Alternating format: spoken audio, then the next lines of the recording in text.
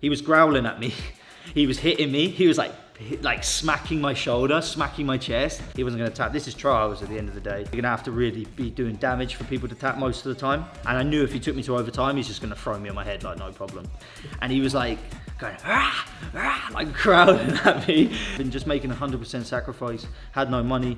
No, I'd just walk in the snow, go to the gym, had no coat. I was an idiot, I didn't bring a coat. He would ragdoll me, mate, if I wrestled with him.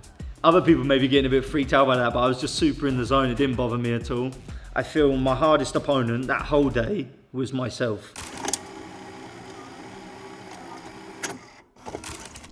Okay, it's my first match against Mantas. He's a guy from Lithuania, I think. Very big, very strong. I've seen him, he's pretty good. So he does a really good job of like trying to side pass.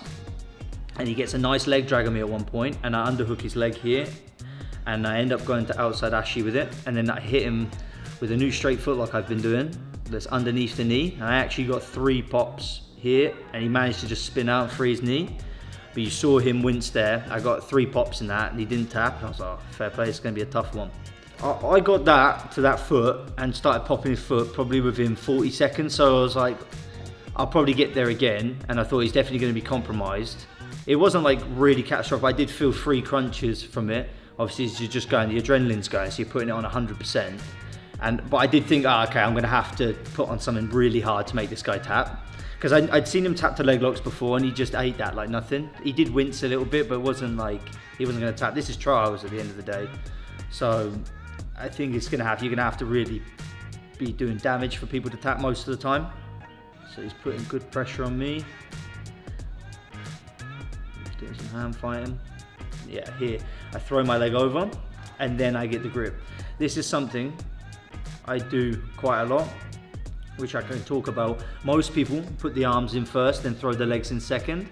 Whereas a lot of the time I throw my leg in first and then my arm in underneath. I find that kind of easier because when you throw the arm in, immediately people are looking for your leg and they block it. So a lot of the time for me to mask that, I'll just throw the leg over first and then I'll pummel the arm under it. I'll show you how I do it, but I have a lot more success getting the false sweep like that, and I hit him with it here. So I go lock it up, and he's doing a good job standing over me, putting pressure. So I have to take him over, and now he tries to spin, and now I hit basically the same sequence I hit on everyone. Owen showed me this actually. I switched, as they're turning, I switched to the inside ashi. And then from here, you have like a bunch of different submissions you can do. But I'm seeing this is almost like the new meta now. You're seeing everyone do this from saddle. He gives me the wrong reaction, and I catch a nice outside heel hook. And I switch to a reverse grip, and it's, yeah, brutal.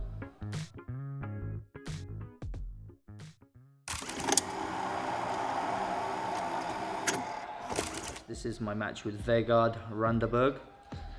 Big guy from Norway. I knew he'd be really tough because he's just massive.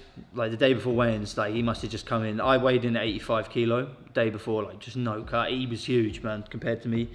Like what a giant man. He got bronze at Black Belt Worlds in Nogi at heavyweight. So I knew he was going to be tough. But I think his plan was obviously just to wait me out to overtime and then take me down. And I had to finish it in regulation. So I'm like really pushing the action on him. Let me see. And he was doing really well at just hitting my armpits and not letting me engage. And just trying basically to do the least amount possible without getting penalized. We have a minute left, and I needed him to give me his leg, right? So I went for a K-guard entry here. And then as he sprawls this leg back, I can grab this second leg and then pull him into saddle. It's a nice entry I use. And I basically do the same sequence. So as I face roll and go to saddle, I pass it to the outside ashi, exactly the same like last time. And from here, I'm controlling the secondary leg, because then you can threaten like Z-locks, lat knee bars and stuff. But I'm looking at the time, there's 50 seconds left. And Vegard actually does the right thing. He was one of the only people who defended it the right way. He didn't just spin and give me the outside heel hook. He was actually like being relaxed. He knew there wasn't much time left. So he was like, right, I'm just gonna chill, wait this out. So he managed to free his leg. In a second, he frees his leg.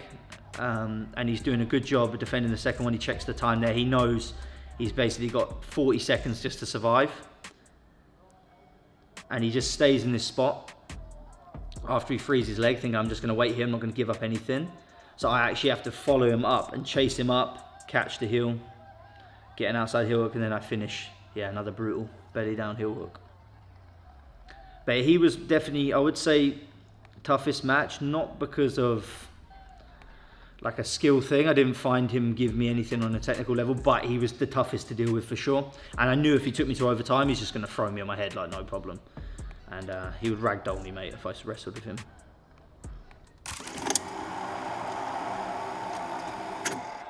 So next match, Conor Campbell, known as a leg locker. I've trained with him before, but I never tried to leg lock him. I just tried to pass him and stuff like that.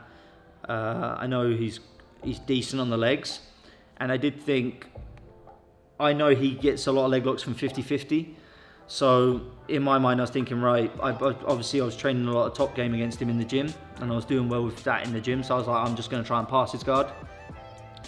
But then I thought in my head, it's way harder for him to get 50-50 from top than it is from bottom. He could scoop me into 50-50 a lot easier from bottom. So I decided to play bottom and just attack his legs instead. I bring him close to me and I go for my saddle entry here. And then in this situation, he hides his knee and I lock what's called a bear trap. Like Felipe Pena uses this a lot. He used it a lot against Gordon Ryan when they fought. And in the bear trap, you can go one of two ways. You can go like with the pressure, I'm taking you like with that, you can go with that pressure and that gives me your other leg, or you can drive your knee back in and I can instantly shoot to saddle, which is what Conor did. And then I can just chase him here, again, pull his leg to the other side, to the inside ashi, and then I get a powerful reverse grip on the outside heel. So even though the match was 30 seconds, he is tough. I just managed to catch him quick.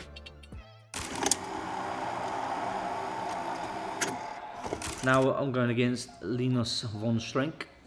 I actually fought Linus at the last trials. I tapped him from the back the last trials. And after that we became friends. His coach Deem is a friend of mine. And I actually trained in Berlin with him prior to the trials for like 8 days. Me and Owen were there. And I must have done, and they even came here a few days, I must have done 50 rounds with Linus since the last trials. So we were both, I think we both knew maybe how the round would go. I knew his route to victory would be to storm me out to overtime, do the least in the round without getting penalised, wait to overtime, then take me down. He's a very, very good wrestler, and he would definitely take me down, 100%. In the gym, he was just taking me down all the time. But I knew if I could force any sort of jiu-jitsu exchange, I was very confident I would tap him.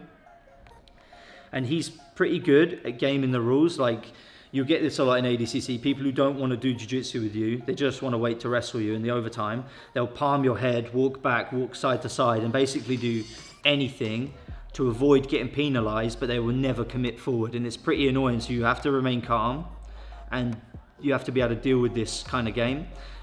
When he was palming me to the head with his hands, how I stopped this, because he was using his hands to keep me at arm's length, I started making mercy grips of him, so gripping his hands like this.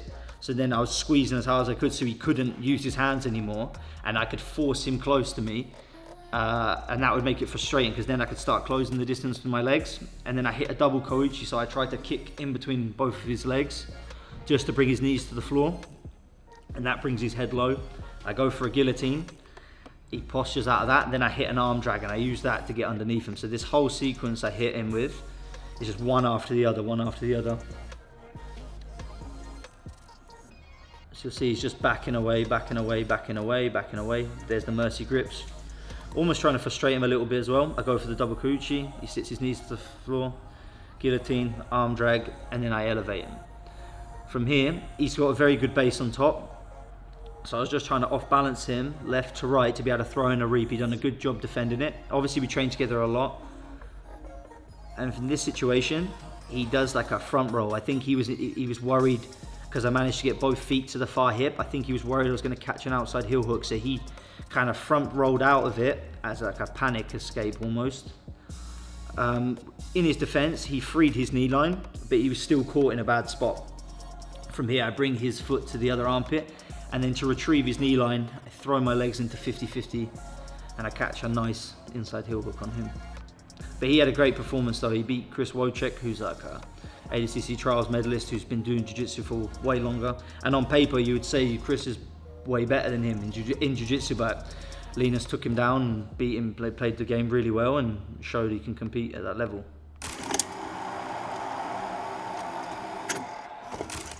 So, Adam Wardzinski. I actually played on top for a bit because we trained before and I had success like passing and stuff in Nogi, but then I was like, you know what, nah. I just sat back on my butt. I was like, nah, I ain't gonna play this, I'm gonna try leg locking. And the good thing about Adam is, for me anyway, is that the man does not stall. He doesn't try to play tactical. He will literally come to finish you the entire match, which is perfect for me, because I like that style as well. He's hyper aggressive, will literally not stop, doesn't try to stall, does nothing like that. He comes to win and to finish you. So that plays into my game really well. He was doing a good job, like blocking my false sweep coming in with his arm. So I started doing what Diego Pato does, which is where he goes to like a De La Riva first and then throws his leg in. You'll see me do it. So yeah, so I go to De La Riva to kind of like mask it, and then I throw my leg in. He blocks it, I go back to De La Riva. You see I grab the ankle, I throw again. It's the same thing I was saying to you before. I throw the leg in first and then my arm in second. I think that's what I do a little bit differently to some people. I go underneath, he does a good job keeping sticky, but I use a shin post to just push it off. And then Adam actually makes a crucial mistake here. Like a lot of people were asking me, what did he tap from? Did he just tap early? He tapped because his knee started popping. I felt his knee pop, definitely once, maybe twice. When you go into this position, this face roll, and you're attached to their Achilles, it puts like incredible torque on the knee. You can see his knees like completely flared to the side, or completely bent to the side. If you don't go with that pressure, like he should have rolled there and I would have had him in saddle, then maybe he could have kept defending, maybe he could have got out, or maybe I would have finished him with a heel hook, I'm not sure. But if you stay there, he almost tries to go for my back from there, which you can't do, and he actually broke his own knee. I don't think it was super bad. I think he tapped before. There was definitely a pop and I saw him holding his knee afterwards, but I felt the crunch, but I don't think it was anything bad. I think he tapped way before anything got too damaged. I think he cares about the gi way more. I think this was just a bit of fun for him, to be honest. So there, yeah, got the tap. Obviously that was huge, you know. Oh, and the hype man there in the corner. But yeah, that was a huge win for me. But it was almost worse because when I beat Adam, everyone's going crazy. My phone's blowing up, videos are getting put out, everyone's celebrating. I was like, oh man, this is not good, because in your mind, you're almost pre-celebrating. I still got one match left. And I had Bennet in the finals, who just tapped everyone on the other side. Complete underdogs, just took everyone out. Has a very weird style. I was like, man, I need to be super focused on this final. So I had to turn my phone off, tell everyone to shut up, so I could focus. So Ben at the start of the match was extremely hyped up and very, very, very aggressive. And I seen he finished all of his matches really quickly. So in my mind, I was like, right, it's a 12-minute match.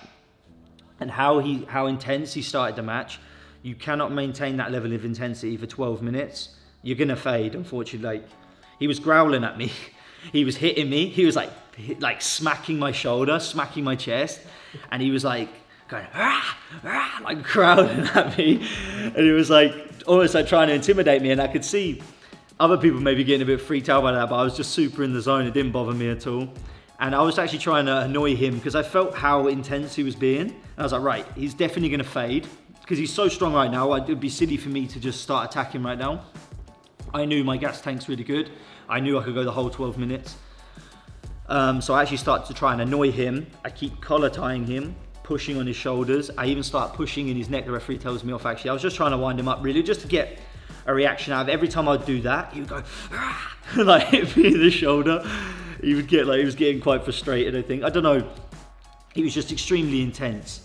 Like, then he like palms me in the face. Yeah, and I just knew he would definitely fade as time went on. And like, what I was trying to do was harass his head, push, and start to come up. And at the start, he won't let me get anywhere. I get 2-on-1s, I push the shoulder, I try to heist up, I collar tie his head, I can barely get anywhere. As the match goes on, you see me start to build more and more height. At one point, I even get a front headlock on him and he shakes me off, but you can see gradually as the match is going on, I'm building height on him every time. And each thing I'm doing, I'm getting more and more from it because he's getting tired. So then I heist up, he puts me back down. I remember there was a section where they said points and he stood up and took a massive deep breath and had his tongue out. Like, I knew he was very fatigued. Where's the referee? The referee tell us off here? It's quite funny. I think he was like coming in with his head, and the referee tells us off here, says, you stop trying to headbutt him, and to me, stop jabbing his throat. He said, I know it's the finals, I know it's important, but stop it. I was like, okay. Basically, my whole aim is I want him to engage with at least his knee up, because I wanted to enter his legs. And he was being with knees on the floor, obviously see my leg locks. There, you see, I build height. Before, I could never get that. Right, so I'm in a reverse De La Riva. Every time I'm making 2-on-1s and arm drags, he's putting his leg up, and I noticed that. So, because he's defending the back take. So you'll see me. I knew he liked to play this leg weave. I immediately go for an arm drag, you'll see in a minute. He plays the leg weave. I go for an arm drag. Exactly, he puts his knee up, that's exactly what I wanted.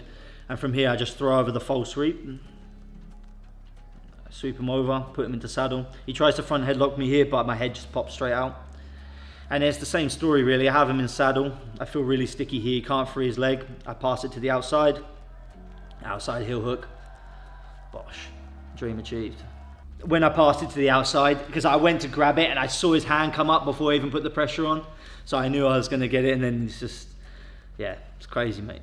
It's amazing. It's just this whole, like, a year ago, I was really struggling, obviously, had no gym to train at, would train in the worst conditions. I was like, right, I'm going to really focus and properly be an athlete. Like, I hired a strength and conditioning coach for nutrition, for strength and conditioning. I've been getting up super early, getting to train at 7 a.m. to London to train, been just making 100% sacrifice, had no money. My missus had to pay for everything. Like, we were in Berlin training, I went to Poland to train, I was doing all these things, and I was training so hard everywhere. Like, we'd finish a whole day, me and Owen would finish a whole day worth of training. It'd be thick snow in Berlin. I'd be like, John, do you want to come to the gym with me? And he was just like, no, fuck off. It's like, no, I'd just walk in the snow, go to the gym, had no coat. I was an idiot, I didn't bring a coat. And I was like, I just trained so hard for this moment, for this day, and it just went perfect, you know. And in your mind, you think, what's the best possible outcome? That happened. You know, so it was just, yeah, it was nice. It was like a sense of relief almost, because I feel my hardest opponent that whole day was myself. Like, a few days before, I started having doubts in my mind. My mind was telling me I'm going to lose. It's okay if you lose. It's weird how you feel really good, you trained really hard, and a few days out, randomly these thoughts will start coming into your head, and you're like, it's okay if you lose, man. And then when you're there, you almost feel like, why am I even here? And I have to tell myself to, like, fucking sort yourself out, man. Like, you're gonna win, you know. You have to. That was the hardest bit for me, because I knew I had the technical ability to beat everyone. And to be fair, on the day, I didn't feel anyone gave me anything technically, to be fair. But it was just my mind. Like, getting past that barrier for me was huge.